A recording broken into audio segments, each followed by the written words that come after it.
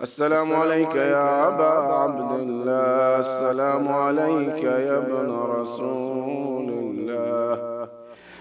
أعوذ بالله من الشيطان اللعين الرجيم. بسم الله الرحمن الرحيم. الحمد لله الذي لا يبلغ مدحته القائلون ولا يحصي نعماه العادون ولا يودي حقه المجتهدون، الذي بعد فلا يرى وقرب فشهد النجوى تبارك وتعالى، والصلاة والسلام على سيد الأنبياء وخاتم المرسلين وشفيع المذنبين سيدنا ونبينا بالقاسم محمد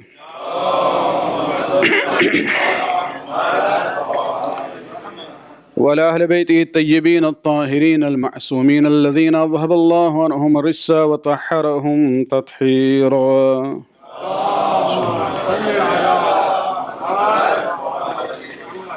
واللعنة الدائمة الباقية لأعدائهم ومنكر فضائلهم وغاصب حقوقهم من الآن إلى قيام يوم الدين.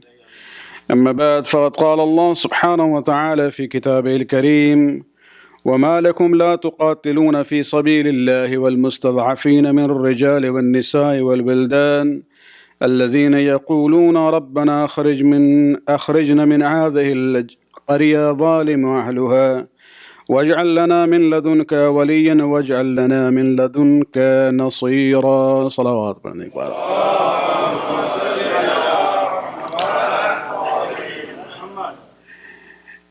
In the last few majalis from Thursday night, I've been focusing on the issue of ziyarat, keeping in mind that this series of majalis are based on the ziyarat which we will have inshallah on Arbaeen, especially also linking it with the current situation where one of the bases on which the Salafis and the Wahhabis label the Shias and the Sufi Muslims as kafir and mushrik is the issue of ziyarat, of the shrines and the graves of the awliya of Allah subhanahu wa ta'ala.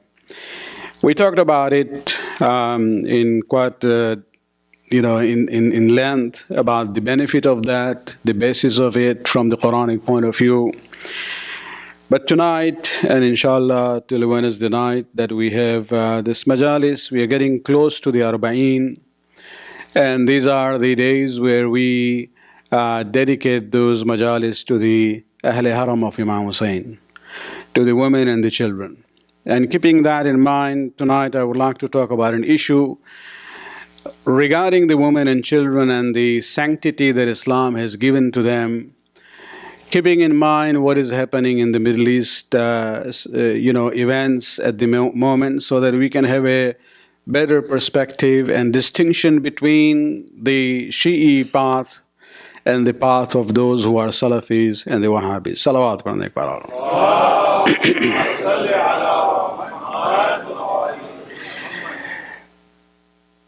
I think all of us, we know that the name of our faith, Islam, comes from the root silm. And the word silm has two meanings, which are actually linked to one another.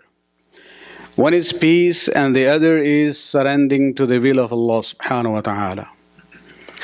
And these are connected in a way that a person can only fully and totally submit himself or herself to Allah subhanahu wa ta'ala if they themselves are at peace with themselves and with others. And so when we look at the concept of Salm, this is where the Islam that we are talking about, the Islam of Quran, the Islam of Rasulullah, the Islam of Ahlul Bayt, this is a religion and a faith which is based on the concept of peace. And when we look at the situation these days, unfortunately, the name of Islam is being tarnished not only by others who actually are considered to be the enemies of Islam, but the ammunition is given to them by the Muslims themselves.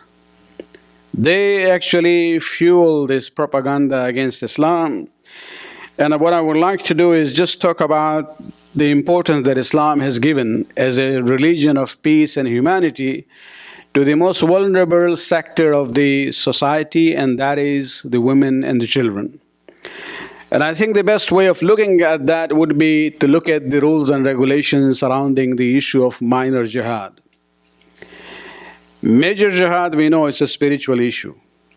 But when we talk about the minor jihad, we are talking about a situation where the Muslims would be allowed in certain situations to, carry arms to defend themselves, their property and their lives and their land.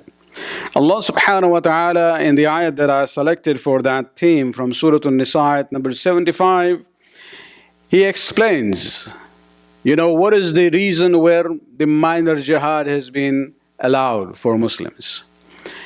There are two important reasons that Allah subhanahu wa ta'ala gives. He begins by saying, وَمَا لَكُمْ لَا تُقَاتِلُونَ فِي سَبِيلِ اللَّهِ.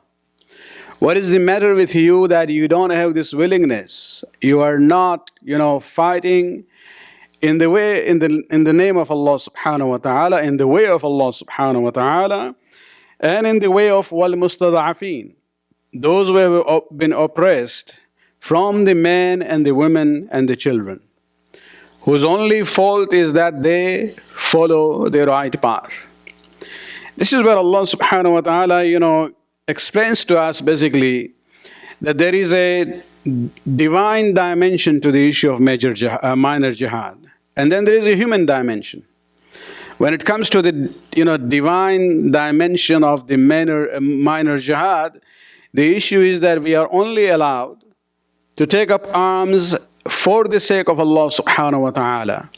And from the Shi'i fiqh point of view, one is not allowed to do that except when they do it with the permission of the Ma'soom Imam, or when they do it in a defensive form to defend themselves, their land and their lives and their property.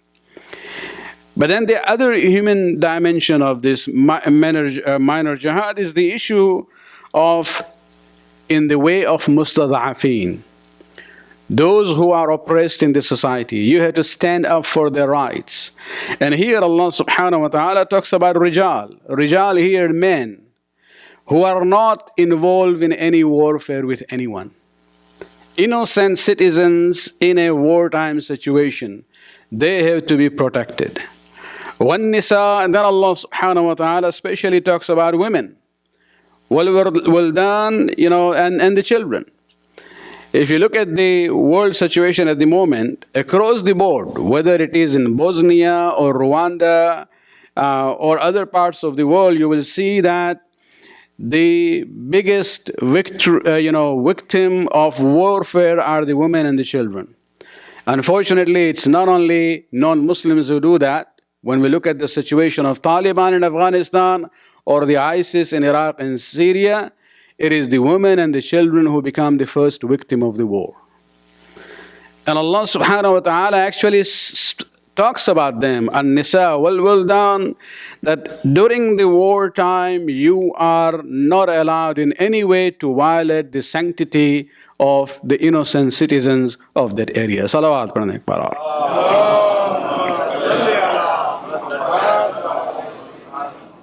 The Shias and Sunnis alike have narrations in their books of fiqh and history where they talk about the specific instructions that the Prophet had when the Muslims would go for war. Sometimes Rasulullah would be with them, sometimes he would not be there. Even when he is not there and deputing some people to go for a situation of war, he would actually ask somebody to go and read a proclamation. And it means that these instructions were standing instructions given by Rasulullah to the Muslim mujahideen in case of war. And the normal, wordings that we see in many events, where he says, Siru bismillah wa billah wa fi sabilillah. Number one, he's using triple emphasis here. That when you're going for jihad, this is not to acquire, territory and wealth from others by force. Your motivation should be only Allah subhanahu wa ta'ala. Bismillah wa billah wa fi sabilillah. He could have just said, go in the name of Allah. But he's emphasizing it. Bismillah wa billah wa fi sabilillah wa ala millati Rasulillah. And for the sake of the deen that Rasulullah sallallahu alayhi wa sallam has brought. Salawat.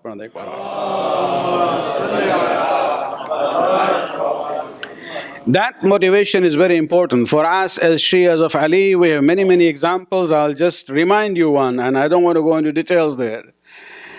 That the most critical situation in Khandaq is when Amir al-Mu'minin was able to put, Umar ibn Abdul down on the ground. But then this fellow spat on the blessed face of Amir al-Mu'minin. He stood up, took few steps back. As far as the military techniques are concerned, this was not acceptable. When you have a very famous warrior on ground, you don't give him a chance to get up. And when Amir al-Mu'minin was asked, he said that the issue was when he spat on my blessed face. We have to use that word blessed. He didn't say that. Because his face is the one which even Sunnis would say, karramallahu wajhu. And that is where Amir al-Mu'minin says that when he did this to me, for a moment I became angry. And I didn't want my anger to be part of the motivation of killing him. So even when we use the sword or arms to kill someone, it has to be pure for the sake of Allah subhanahu wa ta'ala. And so Amir al-Mu'minin suppresses his personal anger against Amr ibn Abdul and only then goes forward to kill him only for the sake of Allah subhanahu wa ta'ala. And so this is where we see that the Prophet says, Siru bismillah wa billah wa fi sabilillah wa ala millati Rasulillah. And then he gives very specific instructions. La taghullu, do not burn. Do not burn down the cultivation and the houses of the people. وَلَا تُمَثِّلُوا, do not mutilate the body of the soldiers that you have killed. وَلَا تَقْدِرُوا, and if there has been a peace treaty or an agreement between you and the enemy force, do not betray them in that agreement. وَلَا تَقْتُلُوا شَيْخًا فَانِيًا وَلَا صَبِيًّا وَلَا إِمْرَأَةً, and do not kill an old person who has nothing to do with the war, وَلَا صَبِيًّا, or a child or a woman. And so this was very clear in many narrations, even from Amir al-Mu'minin, when he would talk to his soldiers in Jamal and Siffin both. He says, if you see an enemy retreating and going back, do not pursue to kill him then. Only kill those who are actively fighting against you. And do not ever violate the rights of the women and children, even in war situation.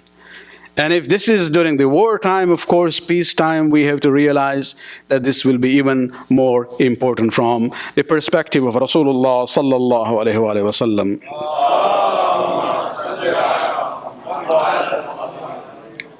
When he uses the term وَلَا تُمَثِّلُوا, do not mutilate the dead body. There is actually a historical, event where this instruction from Rasulullah comes. And it's important for us to connect the past to the present.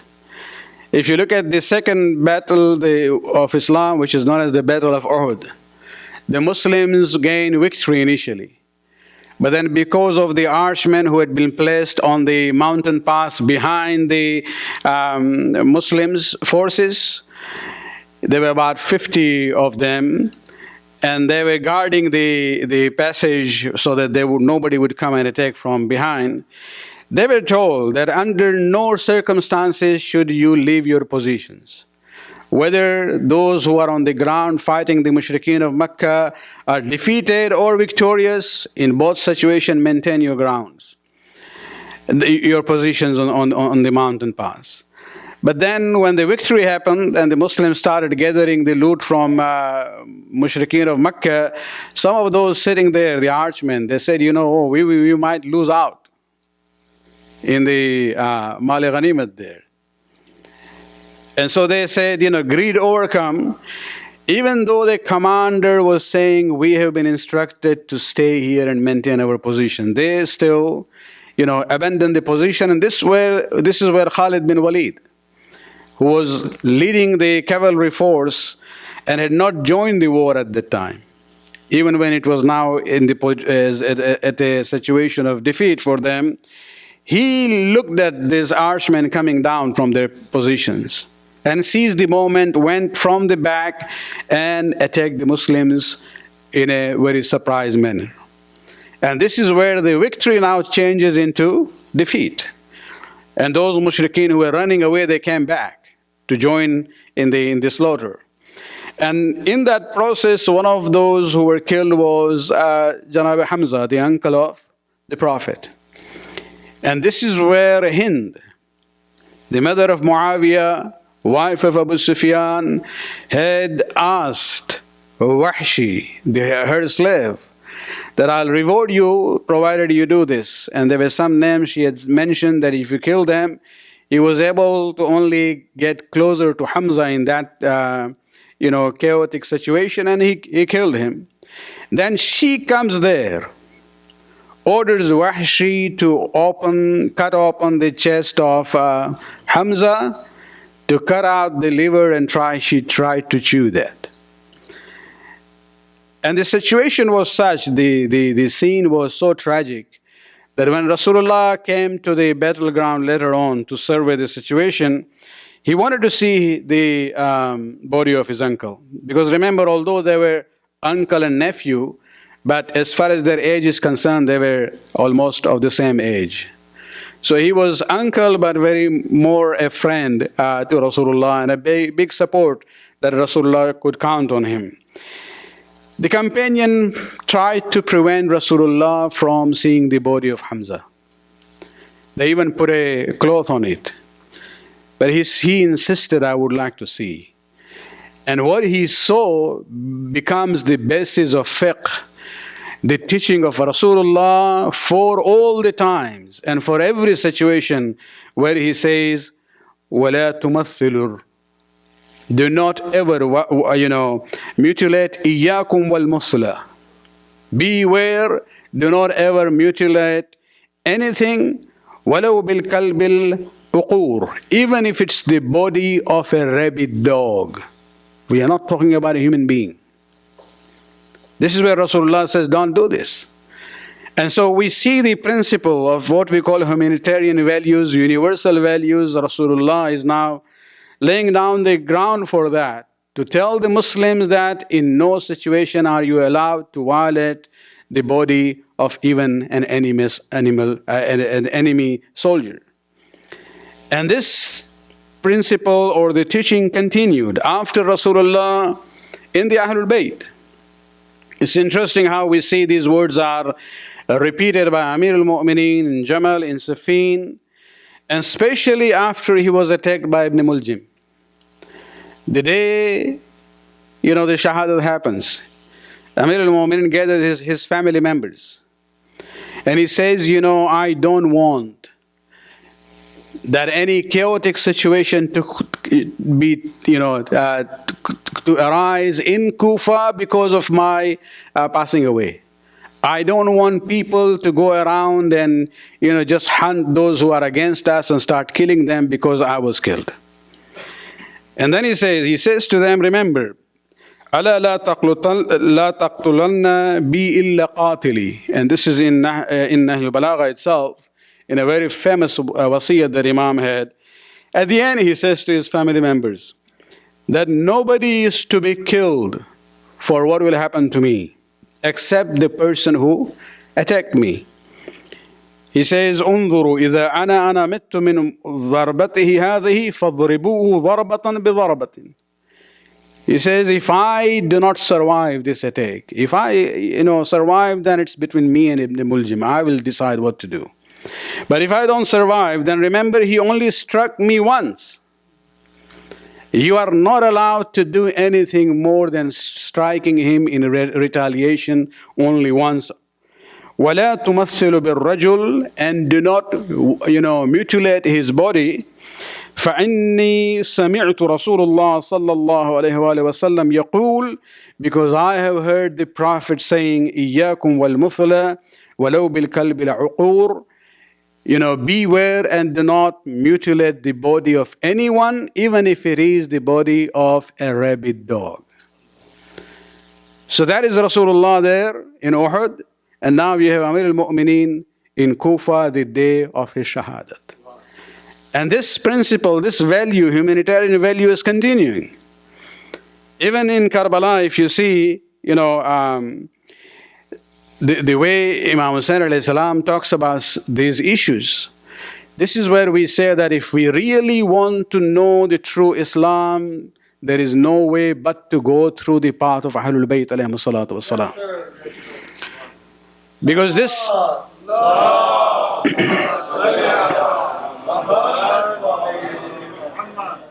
Because this principle of, respecting the dead body even of those who are enemies was violated by Banu Umayyah.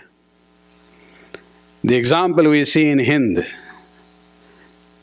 before even they come apparently into the fold of Islam. But this was revived by Banu Umayyah, and it has been presently revived. The revival has come of this tradition by those whom I would call the ideological children of Banu Umayyah, in the form of Taliban and ISIS. Because what they are doing is the same thing. The problem is that the situation in Syria became a world, issue because of the use of social media and the TV screens. But even if you look at Taliban, when they attacked one of these army barracks in Peshawar, they slaughtered the Pakistani soldiers, and they were using the head of one of the dead Pakistani soldiers as a football. And they say, we are, guardian of Islam and the Sharia. And then in Syria, we see ISIS, they basically, one of them bragging about it and having a video taken just to scare the people more by cutting open the chest of a Syrian dead soldier and cutting out the heart and trying to chew on it. And this is where we have to connect, that it's all going back to Banu Umayyah and the seerah of Hind, the mother of Muawiyah, the grandmother of Yazid. They're all connected in that way. And the problem that we have is, unfortunately, the governments here or in the Western capitals, they still do not realize the root of the problem. They are just dealing with the symptoms in name of Taliban or ISIS. They actually have to deal with the root of the problem, and that is Salafism and the Wahhabism in the extreme form.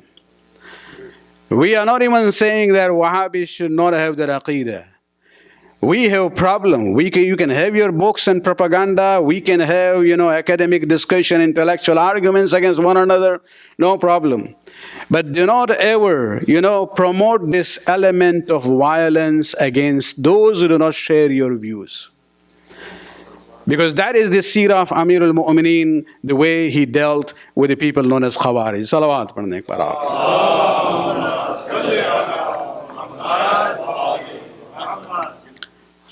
And when I say that we will even tolerate the Wahhabis who are not promoting violence, means we are not going to go, after them. When Khawarij opposed Amir al-Mu'mineen, they went to the extent, and this is very important because those events of history, we have to connect with what is happening now.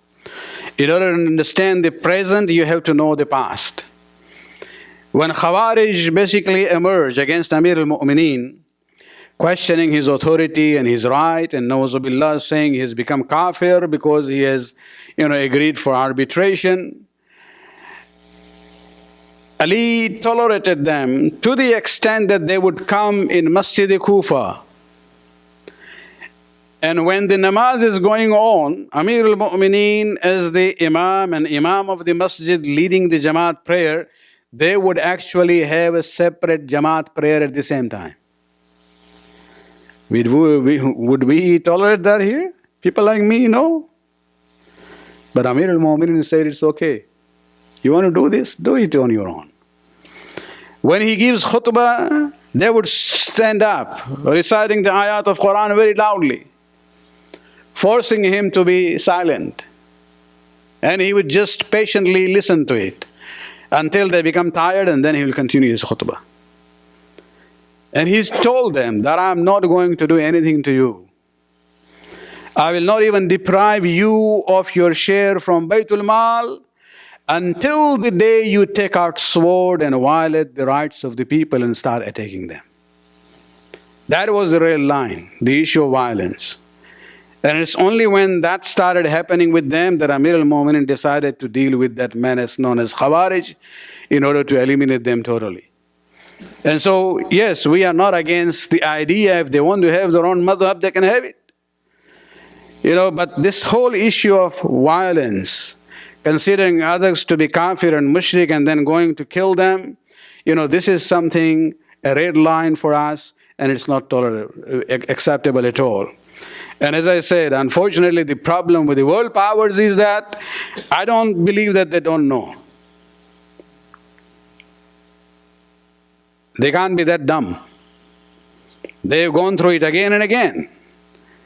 And they've created monsters by their own actions. The problem is not ISIS, the problem is not Taliban, the problem is not Boko Haram, the problem is the extreme Wahhabi Salafi ideology. Salawat pranay parar.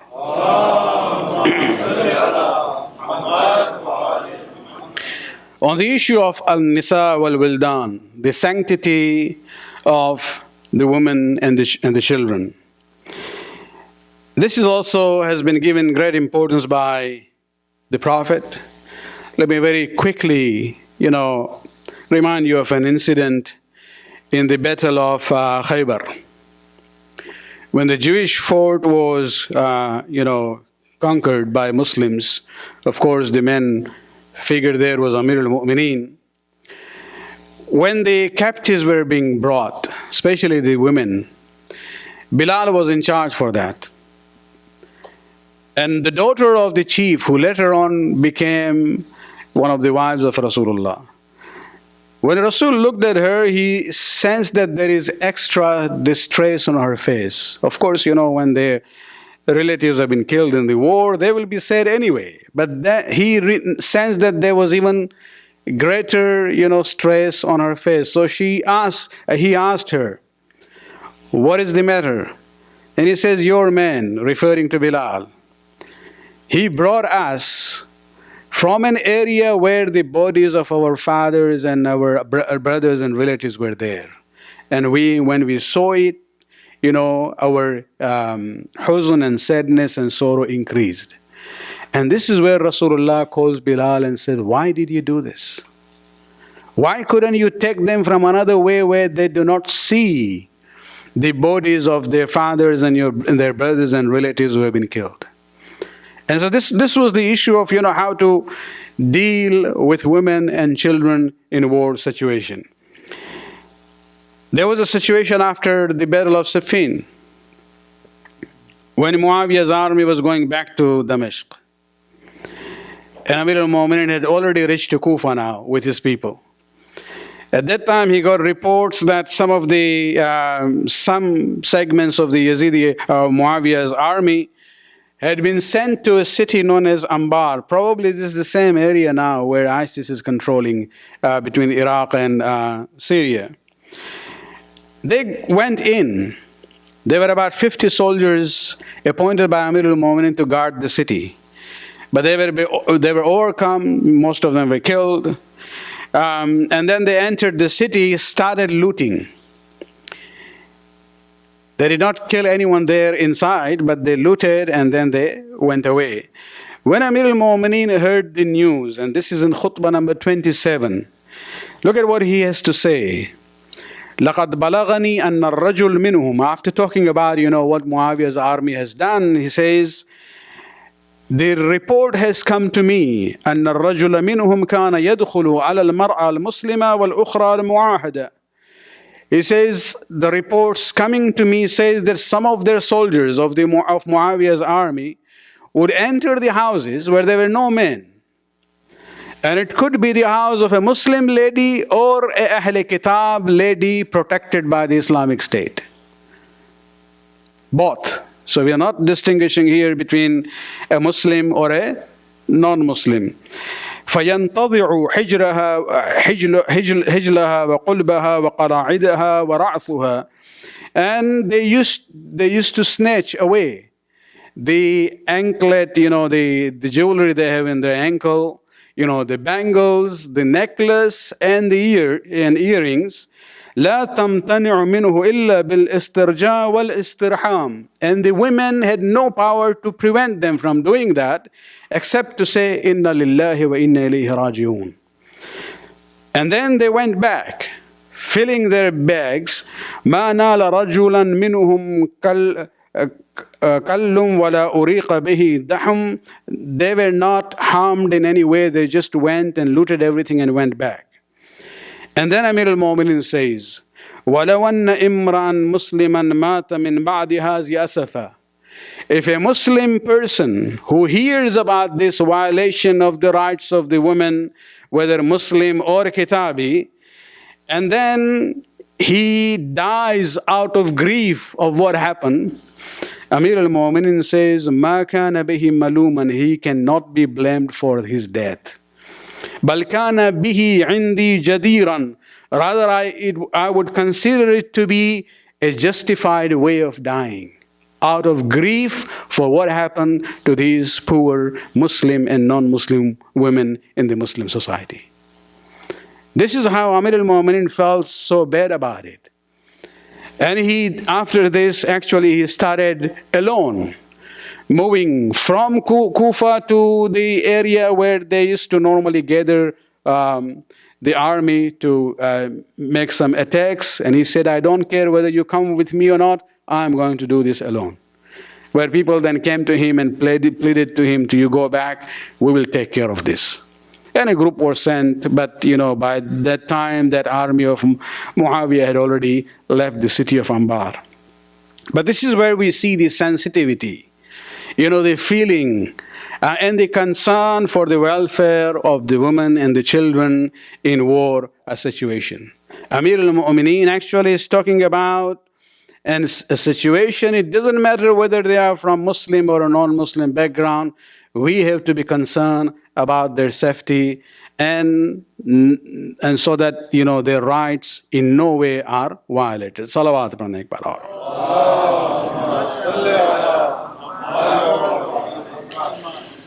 On the day of Ashura also, the way Imam Hussain alayhi salam uttered his very famous words. And it's very interesting how he addresses the Yazidi army by using the term Shia for them. We hear this term sometimes, that Shias killed Hussein. Well, you have to ask which type of Shias.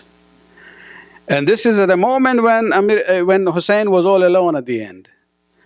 And Umar ibn Sa'd says, you can actually not fight him in this way.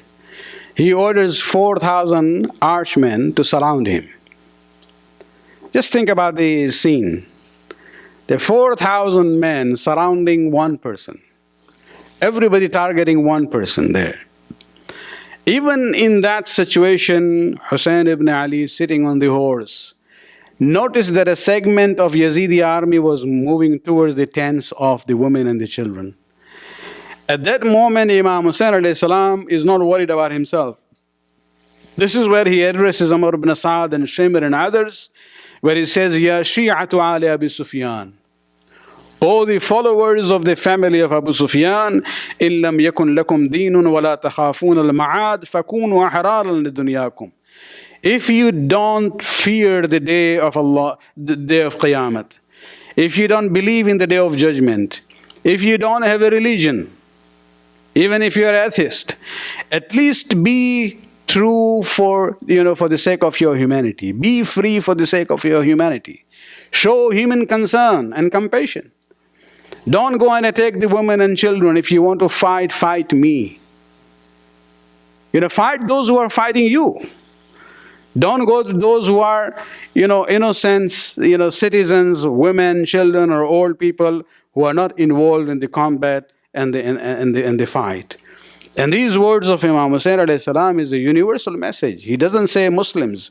He says, إِن لَمْ يَكُنْ لَكُمْ دِينٌ. If you don't have a religion, and if you don't fear the day of judgment, you don't even believe in it, at least be free for the sake of your humanity, and respect the humanity and the universal values of humanity. Salawat pढ़ने एक बार.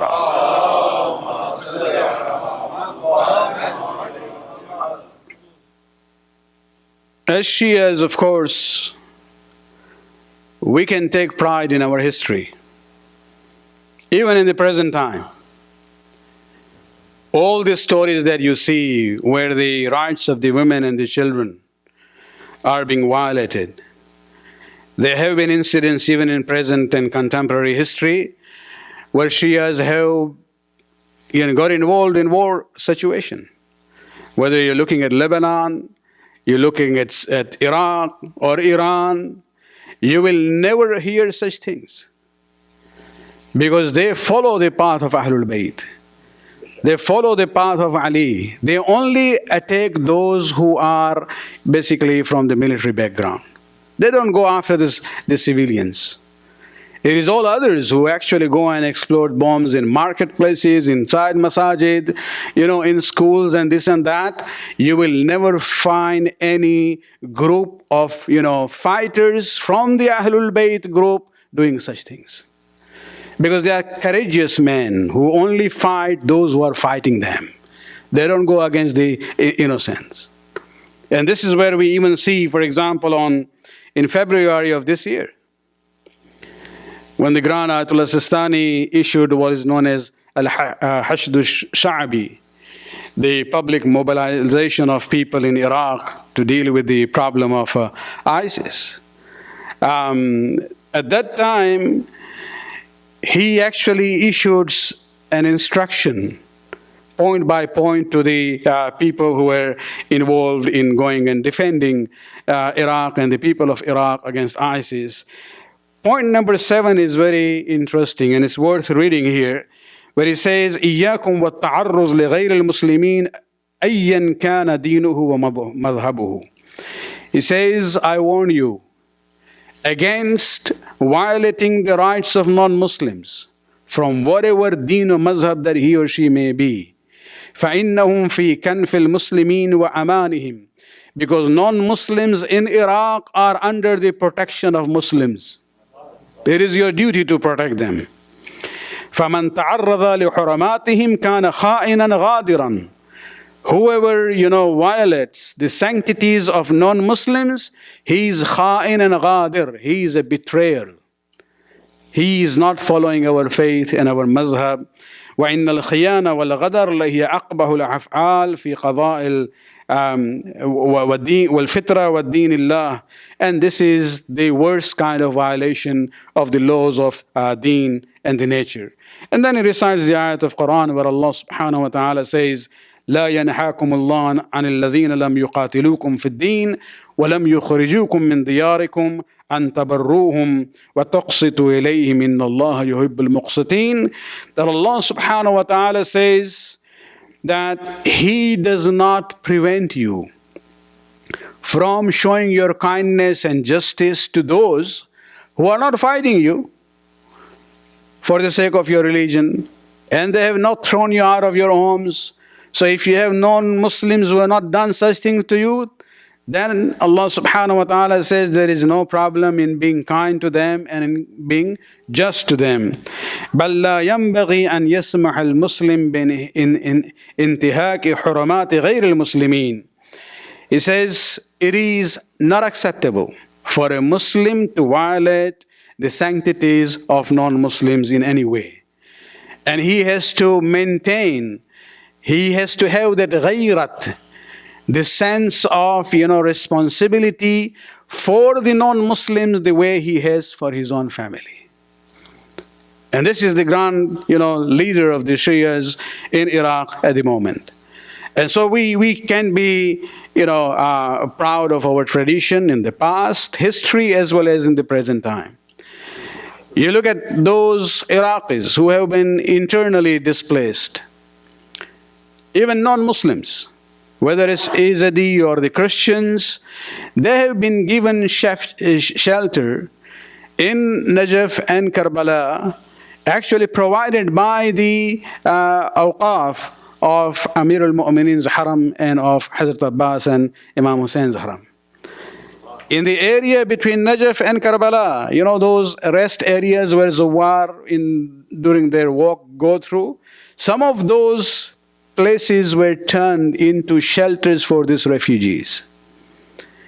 And it's because of that akhlaq you see that even in last Arbaeen, there were some Christians who joined the procession of Arbaeen going to the haram of Imam Hussein bin Ali alayhi salatu wassalam.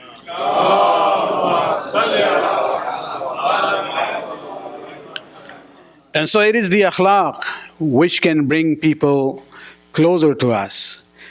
It's not necessary that they will be converted, but at least they will have a positive view about our deen and mazhab. And that is what we have to project. Let me end in English. That a Shia will accept to be Mazloom, but he will never become Zalim. That is a totally no-no for us. And there is nothing wrong in becoming Zalim, provided you are able to maintain your deen and mazhab. There's not a shame in that way.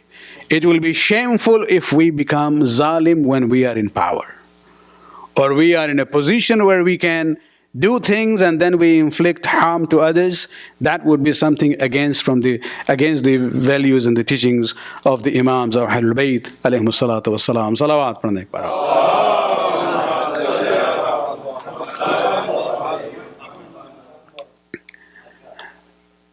جہاں تک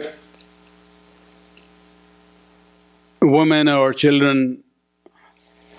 خواتین اور بچوں کی حرمت کی بات ہے،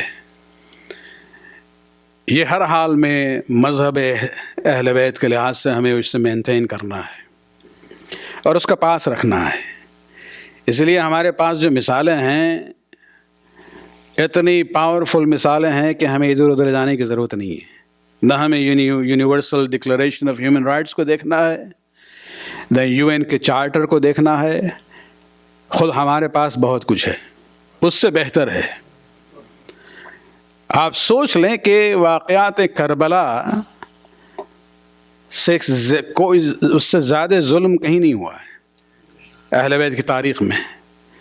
لیکن اس کے باوجود بھی جو ہمیں مثال ملتی ہے امام زین العابدین علیہ السلام سے کہ کربلا کے 2 سال کے بعد جب واقعات کربلا کی وجہ سے اور جناب زینب اور امام سجاد کے خطبوں کے اثرات کی بنیاد پر آہستہ آہستہ جب پیغام حسین کا پھیلا ہے ہر جگہ، تو خود شہر مدینہ میں جہاں چوتھے امام کہتے ہیں کہ جب ہم لوگوں نے مدینہ چھوڑا تھا کربلا مکہ اور پھر کربلا جانے کے لیے، تو گھر والوں کے علاوہ 20 افراد بھی نہیں تھے جن پر ہم بھروسہ کر سکتے ہیں. یہ سچویشن تھی انڈیفرنس کی یا مخالفت کی.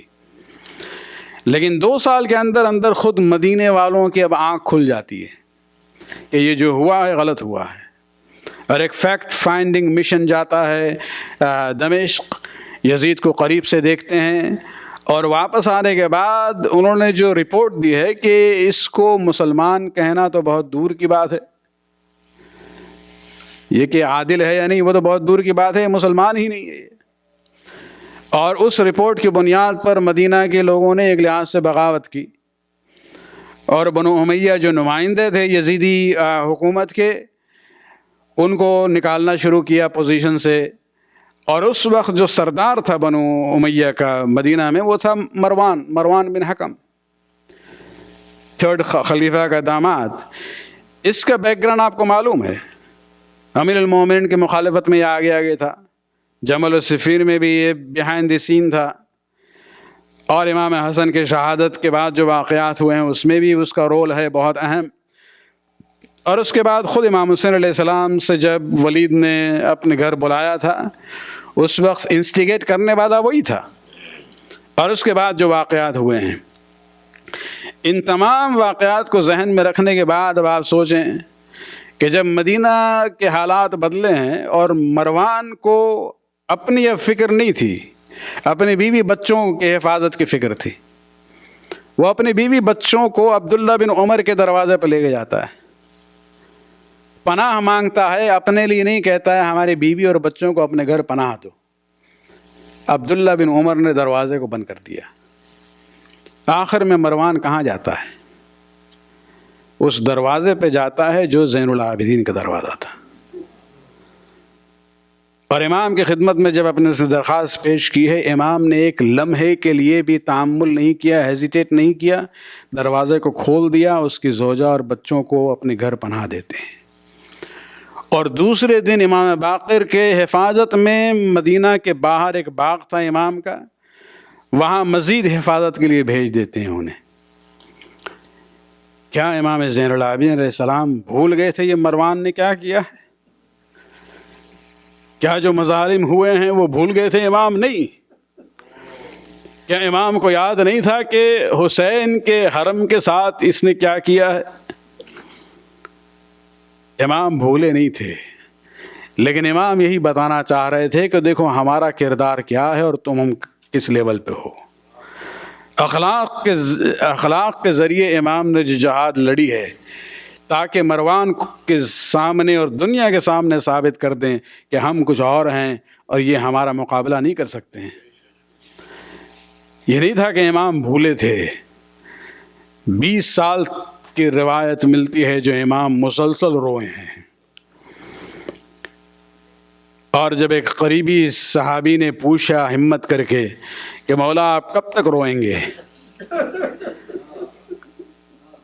اور امام نے جب کہا کہ یعقوب کا واقعہ تمہیں معلوم ہے، نظروں کے سامنے 12 بچوں میں بیٹوں میں سے ایک غائب ہو گیا تھا، معلوم تھا کہ زندہ ہے وہ، لیکن ان کی کیا کیفیت ہوئی تھی. اور ہمارے سامنے تو ایک دن میں 18 افراد قتل کر دیے جاتے ہیں. اس وقت اس شخص نے جو ہے جرأت کر کے غالباً امام کو وہ جملہ جو ابن زیاد کے دربار میں امام نے کہا تھا، کہا کہ مولا لیکن شہادت جو ہے آپ کے گھر کی عادت بن چکی ہے. اس وقت امام نے کہا تھا کہ تم نے انصاف نہیں کیا ہے، میرے گھر کے مردوں کی شہادت جو ہے خاندانی وراثت اور عادت بن چکی تھی، لیکن یہ بتاؤ کہ ہماری ماں بہن اور پھوپھیوں کے چادر کو لوٹا جانا، ان کو اسیر اور قیدی بنانا، ان کے بازو میں رسن باندھنا اور کوفہ اور شام کے بازار سے انہیں گزارنا، یہ بھی کیا ہمارا خاندانی وراثت میں آ جاتا ہے معاملہ؟ یہ کیا ہماری خاندانی عادت بن چکی تھی؟ اور اسی لیے جب بھی پوچھا گیا، امام ہمیشہ کہتے تھے کہ شام کے مناظر کو کبھی بھی ہم نہیں بھول سکتے. عزاداران حسین یہ اتنے دردناک منازل تھے کہ امام آخر وقت تک اس کو یاد کرتے رہے. اور آخر میں وہی امام کے خطبے اور جناب زینب کے خطبے کے اثر میں یزید کو پھر احساس ہوا کہ وہ انہیں زیادہ جو ہے زندان میں نہیں رکھ سکتا ہے، اس لیے کہ پبلک اوپینین جو ہے آہستہ آہستہ اس کے خلاف جا رہا تھا. ایک دن اس نے امام کو طلب کیا، اور جب جناب زینب کو معلوم ہوا، جناب زینب نے امام سجاد کو تنہا جانے سے روکا ہے. زینب ام کلثوم ساتھ ساتھ جاتی ہیں، تھوڑا پیچھے رہتی ہیں. اور اس وقت یزید نے اظہار ندامت کیا ہے، تمام الزام ابن زیاد پر ڈالتا ہے، اور اس کے بعد اس نے کہا کہ ہم نے ارادہ کیا ہے آپ کو رہا کر دیں، 3 چیزیں اگر آپ چاہیں تو ہم پورا کرنے کے لیے تیار ہیں. عزاداران حسین جناب سجاد آتے ہیں، پھوپھی سے مشورے کے بعد جو 3 باتوں کا ذکر کیا ہے وہ سن لیں. سب سے پہلے یہ تھا کہ یزید میرے بابا کے سر کو مجھے دے دو، مجھے لے جا کے کربلا میں دفن کرنا ہے. اور دوسری خواہش یہ تھی کہ ہمارا جو سامان اور اثاثہ لوٹا گیا ہے اس میں جو تبرکات ہیں خاندان کی وہ واپس کر دو، اس لیے کہ اس میں وہ کرتا بھی ہے جو میری جدہ فاطمہ نے اپنے ہاتھ سے بنایا تھا. اور آخری خواہش امام کی یہی تھی کہ اگر تمہارا ارادہ ہے کہ مجھے قتل کرنا چاہتے ہو تو کم سے کم ایک امین اور بھروسے والے شخص کو معین کر دو جو ہمارے اہل حرم کو شام سے مدینہ تک لے جائے۔ یزید نے کہا کہ نہیں، ہم قتل کرنے والے نہیں ہیں، آپ اپنے اہل حرم کو لے کے جائیں گے۔ اور اس کے بعد اس ملعون نے ایک جملہ کہا ہے کہ ہم چاہتے ہیں کچھ رقم جو ہے بڑی تعداد میں آپ کو دے، ایک لحاظ سے کمپنسیشن کے طور پہ، جس پہ جناب ام کلثوم آگے بڑھتی ہے، کہتی ہے اے یزید تجھے شرم نہیں آتی ہے، تو نے میرے بھائی کو قتل کر دیا ہے اور مقابل میں جو ہے عوض میں جو ہے پیسے کی پیشکش کر رہے ہو، لعنت ہو تجھ پر اور تیرے پیسے پر۔ بس ایک خواہش اہل بیت نے کی ہے کہ ہم لوگوں نے اطمینان سے بیٹھ کے اپنے شہداء پر رو نہیں سکے ہیں، ہمیں مجلس کرنی ہے۔ یزید کے حکم سے ایک کمرہ خالی کیا گیا اور 7 دن تک اہل حرم نے دمشق میں پہلی بار عزاداری کا سلسلہ شروع کیا ہے۔ اس مجلس میں شہداء کے سروں کو بھی لایا گیا۔ اکثر خواتین نے اپنے والیوں کے سر کو لے لیا، لیکن کچھ علماء کے بیان ہے کہ 2 نوجوان سر جو ہے وہیں پڑے رہے۔ شام کی عورتوں نے کہا لگتا ہے یہ یتیم بچے ہیں، ان کے گھر کا کوئی نہیں ہے، جس پر زینب نے کہا ہے انہیں یتیم بچے مت کہو، یہ میرے بون و محمد ہے، لیکن میں نے اپنے غم کو حسین اور حسین کے اولاد کے لیے قربان کر دیا۔ الا لعنت اللہ علی القوم الظالمین سیعلم الذین ظلموا ای منقلب ینقلبون۔ خداوند اس کے بعد قبول فرما، ہمارے گناہوں کو بخش دے، ہمارے توفیقات میں اضافہ فرما۔ خداوندہ جہاں جہاں شیعہ علی ان کو اپنے حفظ و امان میں رکھ، جہاں جہاں تکفیری افواج ہیں خداوندہ ان کی تمام صلاحیت اور ریسورسز کو نیست و نابود فرما، امام کے ظہور میں تعجل فرما۔ ربنا تقبل منا انک انت السمیع العلیم۔